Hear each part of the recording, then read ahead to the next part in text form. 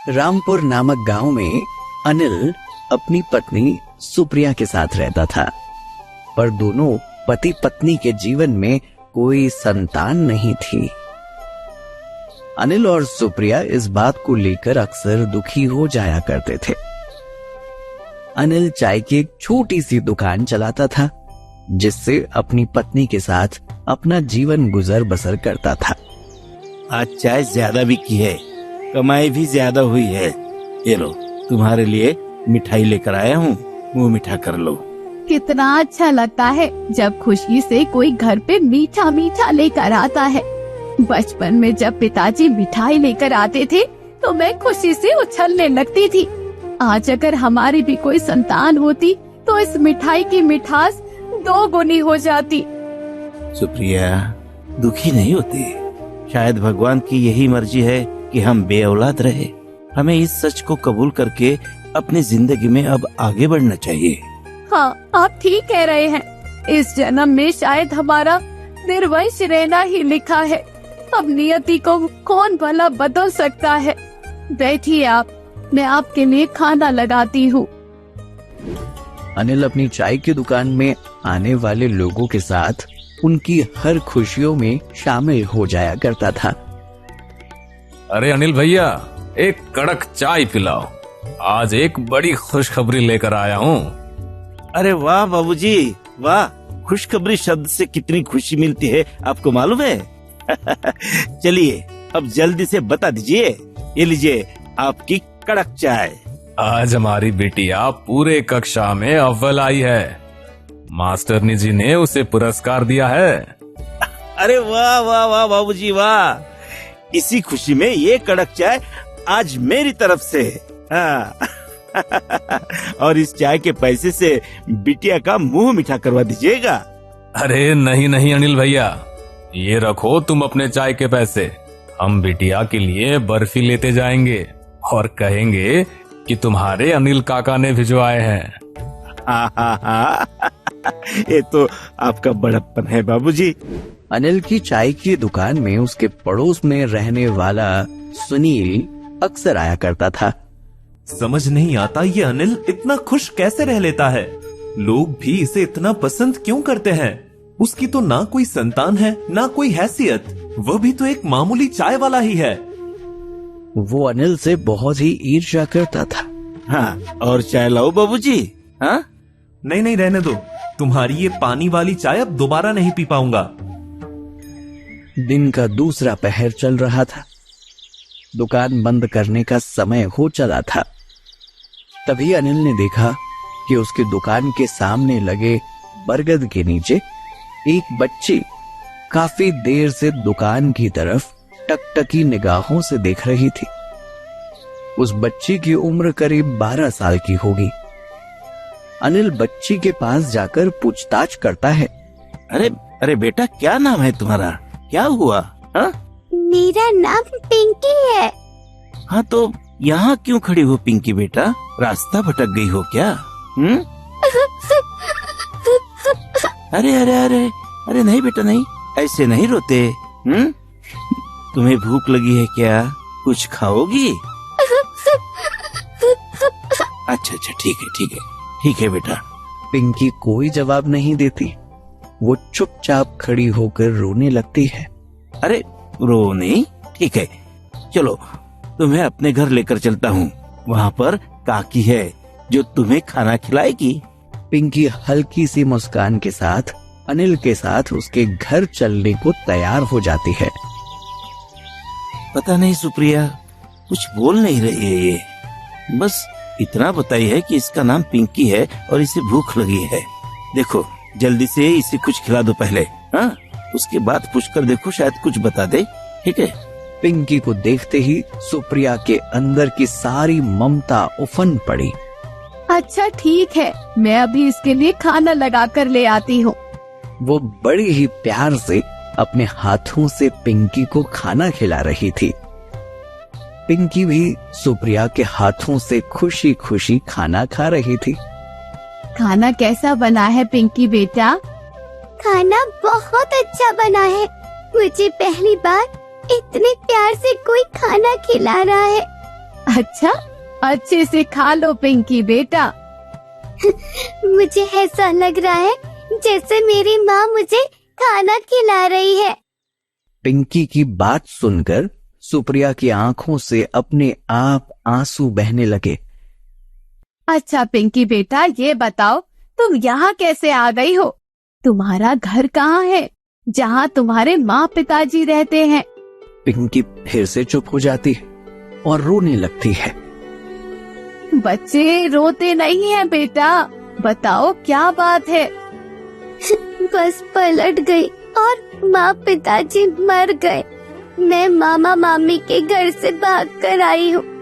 वो अच्छे नहीं है, मुझसे घर के सारे काम करवाते थे, खूब मारते थे।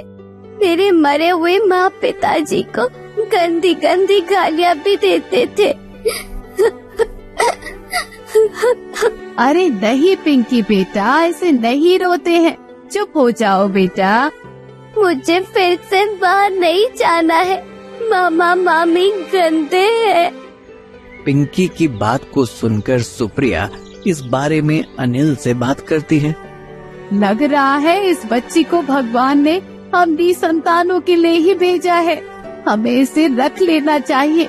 आज से पिंकी हम दोनों की औलाद है।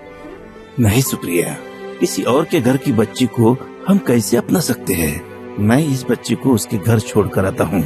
तो क्या मैं मरने के लिए इस बच्ची को वापस भेज दूं उस नर्क में जहाँ इसके मामा मामी यमराज बनकर इसे तंग करते हैं? मैं कहीं नहीं जाने दूंगी, अब पिंकी यही रहेगी। आज से ये हमारी बेटी है, हमारे साथ रहेगी। अनिल को भी अपनी बे औलाद होने की पीड़ा हमेशा सताते रहती थी। आज भगवान ने हमारी सुन ली, अब हम बे औलाद नहीं रहेंगे। उसे सुप्रिया की कही हुई बात भी जायज लगी। पिंकी के आने के बाद अनिल और सुप्रिया का घर खुशियों से भर गया था। उनके घर से मस्ती भरी किलकारियों की आवाज आनी शुरू हो गई। अनिल का चेहरा भी दुकान के वक्त हमेशा मुस्कान से घिरा रहता था। अरे क्या बात है अनिल भैया, कुछ दिनों से देख रहा हूँ तुम्हारे चेहरे की रौनक ही बढ़ गई है। काफी अच्छा लगता है तुम्हारा ये खुशनुमा चेहरा देखकर। हाँ हाँ, सही कह रहे हैं बाबूजी। जिंदगी में खुशियाँ लौट कर आई है। एक प्यारी सी बच्ची दी है भगवान ने हमारी किस्मत में। अब उसी के साथ खुशी खुशी मेरी जिंदगी गुजर रही है बाबूजी। हाँ। अरे वाह, पर ये हुआ कैसे? अनिल ने पिंकी की सारी कहानी मोहन को समझाई और पिंकी के मामा मामी के मारने पीटने के कारनामे भी बताए जो कि पिंकी ने उन्हें बताए थे। ठीक किए अनिल भैया, जो उस मासूम सी बच्ची को उस नरक से निकाल कर अपने घर की पनाह दे दी। अब उस बच्ची की अच्छी परवरिश होगी, वरना अपने क्रूर मामा मामी के पास न जाने उसका क्या हाल होता। हाँ बाबूजी, अब मुझे और मेरी पत्नी को पिंकी के रूप में संतान मिल गई है। हम बेहद खुश है उसके आने के बाद से। ऐसे ही हमेशा खुश रहो अनिल भैया। मैं भी अपनी बिटिया को तुम्हारे घर भेजा करूंगा पिंकी के साथ खेलने के लिए। हाँ हाँ, बिल्कुल बिल्कुल बाबूजी, वो भी तो घर की बिटिया है। भेजिए भेजिए। शाम को आज अनिल के घर में बड़ी चहल पहल थी। द्वार पर दीपक जलाए जा रहे थे। दिन त्योहार दीपावली जैसा माहौल था। अनिल दुकान बंद करके जब घर पहुंचा तो दीपों से जगमगाई इस रोशनी को देखकर बड़ा चकित रह गया। अरे सुप्रिया, आज घर पर इतनी रौनक किस लिए है? हाँ? आ गए आप, आज खीर बनाई हूँ, जल्दी से बैठिए लगाती हूँ। अरे वो तो सब ठीक है सुप्रिया, पर ये खुशियाँ किस लिए मनाई जा रही है घर पर? दरअसल बात ही खुशियों भरी है। आज पिंकी ने पहली बार मुझे माँ कहकर पुकारा है। क्या? अरे वाह, सच कह रही हो तुम? हाँ? पापा आप आ गए, आज माँ ने खीर बनाई है। फिर से कहो बेटा, फिर से कहो। अभी क्या कहा तुमने? फिर से कहो। पापा, आज माँ ने खीर बनाई है। सुप्रिया, सुप्रिया देखा तुमने? पिंकी ने मुझे पापा कहा, मुझे पापा कहा।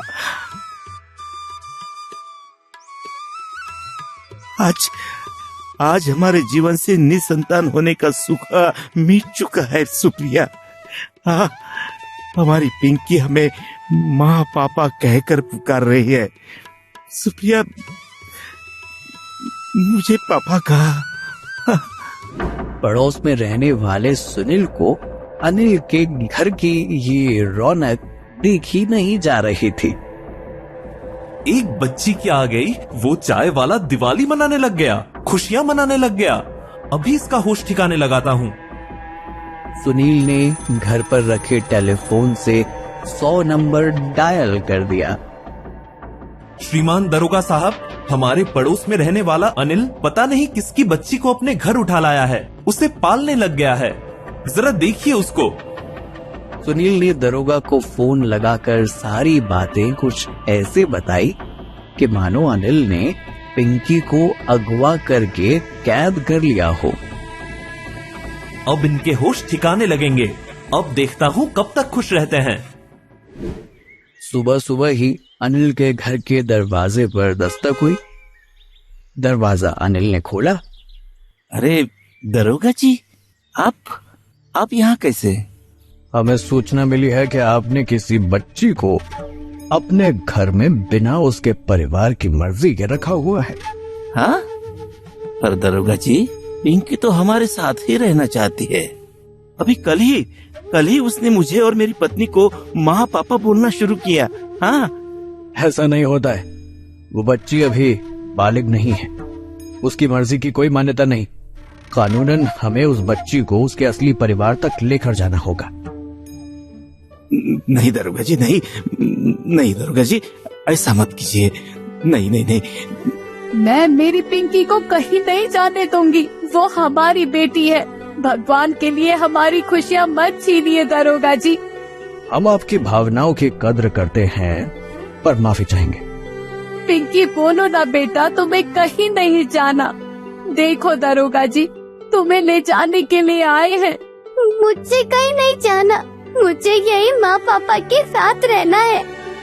हमें तो इस बच्ची को लेकर जाना पड़ेगा इसके असली परिवार वालों के पास। दरोगा जी क्या कर रहे हैं? इन्हें बताओ कि पिंकी अब हमारे साथ रहना चाहती है। बताओ उन्हें। मैं मेरी पिंकी को कहीं नहीं जाने दूंगी। वो हमारी बेटी है। दरोगा पिंकी का हाथ पकड़कर उसे अपने साथ लेकर जाने लगता है। अनिल और सुप्रिया दरोगा जी को रुक जाने की गुहार लगाते हुए उनके पीछे दौड़ने लगते हैं। मत ले जाओ मेरी बच्ची को, भगवान के लिए मत ले जाओ दरोगा जी। अरे मत ले जाओ दरोगा जी, रुक जाओ। दरोगा जी मत ले जाओ, दरोगा जी मत लेके जाओ उसे। पिंकी, दरोगा जी रुको ना। दरोगा जी, मेरी बेटी पिंकी। महज चंद दिनों के अंदर ही पिंकी के आने के बाद अनिल और सुप्रिया की जिंदगी में काफी बदलाव आया था। उनकी जिंदगी से निसंतान होने का लांछन हट चुका था। पिंकी उनकी अपनी ना होकर भी उनकी अपनी बेटी हो चुकी थी और पिंकी उनकी आंखों से ओझल हो चुकी थी।